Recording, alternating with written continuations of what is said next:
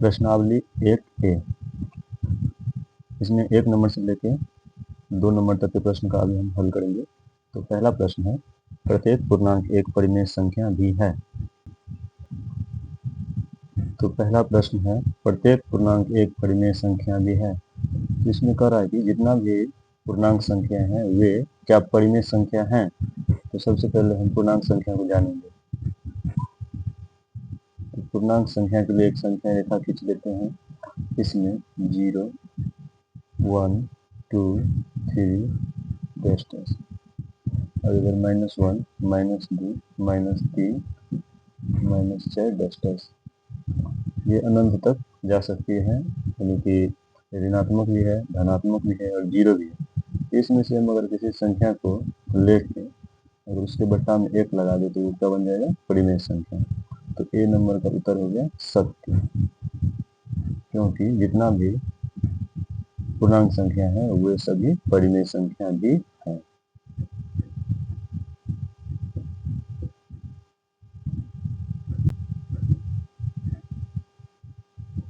B number का प्रश्न है, प्रत्येक भिन्न एक परिमेय संख्या भी है।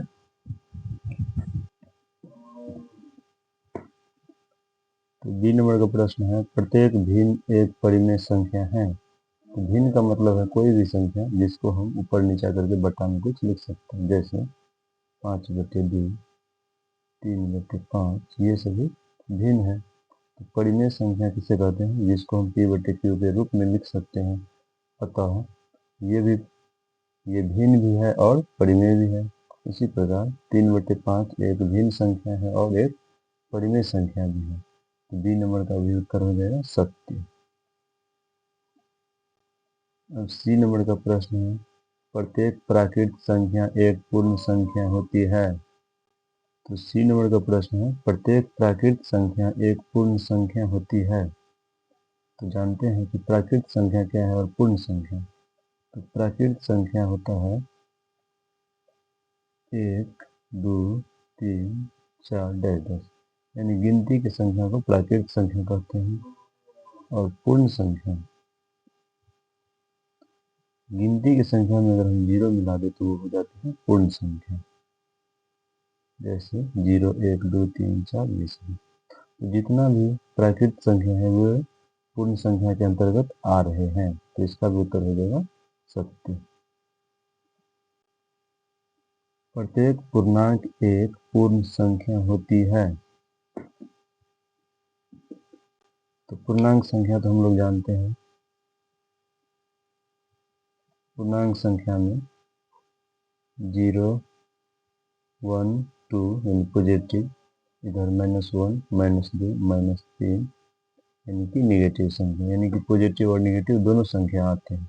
लेकिन पूर्ण संख्या में 0 से शुरू होकर 1, 2, 3, 4 धनात्मक संख्या आती है। कौन सी संख्या, धनात्मक। तो इस प्रकार हम कह सकते हैं कि सभी पूर्णांक संख्या पूर्ण संख्या के अंतर्गत नहीं आते हैं, केवल धनात्मक संख्या वाले ही पूर्ण संख्या में आते हैं। तो इसका उत्तर हो जाएगा असत्य।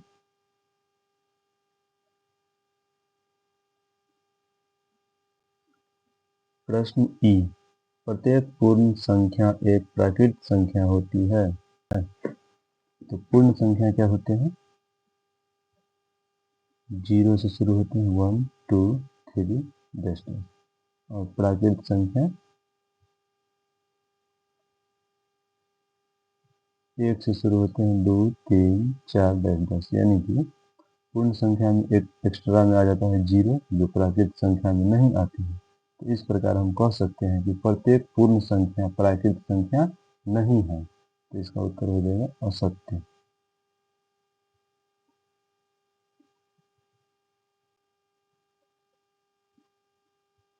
एक नंबर का प्रश्न है, प्रत्येक परिमेय संख्या एक पूर्णांक संख्या होती है। तो परिमेय संख्या में जो होता है, जिसको हम p/q के रूप में लिख सकते हैं, और पूर्णांक संख्या होती है 0, 1, 2, 3 अनंत तक, -1, -2, -3 अनंत तक। तो परिमेय संख्या में रूट के अंदर वाले संख्या भी आ जाते हैं, जिसका वर्गमूल निकल जाए।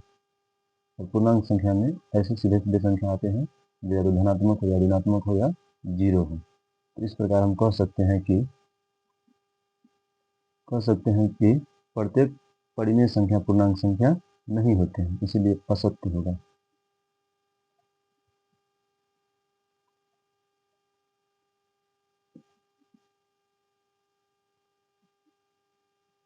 क्योंकि 5/2 एक परिमेय संख्या है लेकिन पूर्णांक संख्या नहीं होती। पूर्णांक संख्या का कथन है कि वो हमेशा एक संख्या रहेगा पूरा, चाहे धनात्मक हो चाहे ऋणात्मक हो। प्रश्न 2a, परिमेय संख्या 2/3 -1/2 0 5/6 को बढ़ते हुए क्रम में लिखने पर डैश डैश आएगा। तो चलिए देखते हैं इसको हम बढ़ते हुए क्रम में कैसे लिख सकते हैं। संख्या है 2/3 -1/2 0 5/6। तो इसमें जो है सभी का बेस जो है नीचे अलग अलग संख्या है। तो हम सबसे पहले क्या करेंगे, नीचे में जो संख्या दिया हुआ है उसका हम एलसीएम लेंगे। जैसे 2 3 6, इसका एलसीएम जब लेंगे तो आएगा 6।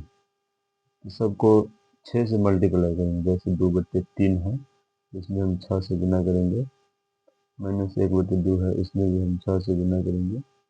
0 में 6 से गुना, कॉमा 5/6 में 6 से गुना करेंगे। तो ये कट जाएगा 2 बार में, ये कट जाएगा 3 बार में, ये 0 ही रहेगा और ये कट जाएगा 1 बार में। अब हम इसको देखेंगे 2 दूनी 4, 3 को -1 से गुना करेंगे तो -3, 6 को 0 से करेंगे तो 0 और यहाँ पर 5 ही रहेगा। तो अब हम देख सकते हैं कि सबसे छोटी संख्या ये, उसके बाद 0, उसके बाद 4 और उसके बाद 5। तो 0 जो था, जब हम बढ़ते हुए क्रम में लिखेंगे तो 0 को पहले लिखेंगे, उसके बाद सॉरी 0 नहीं, सबसे छोटी संख्या यहाँ हो जाएगा -3, उसके बाद 0, उसके बाद 4 और उसके बाद 5। तो -3 किसके लिए था, -1/2 के लिए, 0 0 के लिए, उसके बाद ये 4 जो है 4 के लिए था 2/3 और 5 था 5/6 के लिए। यही हमारा हो जाएगा बढ़ते हुए क्रम में संख्याएं।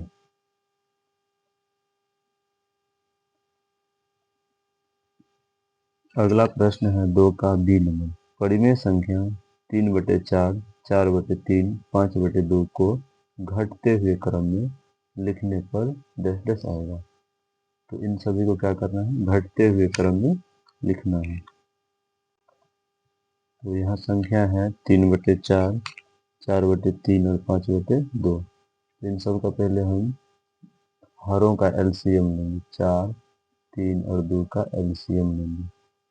2 दूनी 4, 3 2 1 2, तब 2 गुने 2 गुने 3 यानी कि 12 इसका एलसीएम हो जाएगा। तो सभी में 12 से गुना करेंगे। 3/4 गुने 12, 4/3 गुने 12, 5/2 गुने 12।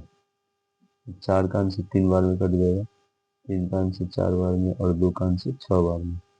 तो 3 तिया 9, 4 से 16 और 5 6 30 हो जाएगा। तब आप आसानी से बता सकते हैं कि यहाँ पे सबसे छोटी संख्या और उसके बाद उससे बड़ी संख्या और सबसे बड़ी ये है। तो घटते क्रम में जब लिखेंगे तो ये हो जाएगा सबसे पहले, उसके बाद ये और इसके बाद ये। 30 किसके लिए था, 5/2 के लिए। 16 था 4/3 के लिए और 9 था 3/4 के लिए। यही हो जाएगा उत्तर। प्रश्न संख्या 3, संख्या रेखा पर निम्नलिखित संख्याओं को प्रदर्शित करें। ए नंबर में है 2/3, बी में 7/4 और सी में -3/5। तो आइए चलते हैं, इन सभी संख्याओं को क्या करना है, संख्या रेखा पर प्रदर्शित करना है।